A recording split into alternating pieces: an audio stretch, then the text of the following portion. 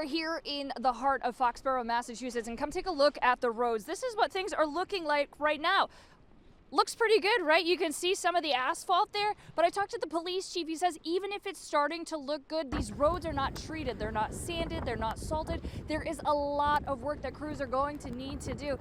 And then check out things like this. These giant snowbanks. It's going to be a lot of cleanup. That means these piles are going to get bigger and bigger. Cities, towns need to figure out what they're going to do with all this snow. So first responders, police chief, asking people to just stay home, give crews the time and the space to get the job done. A lot of work ahead for us after this blizzard.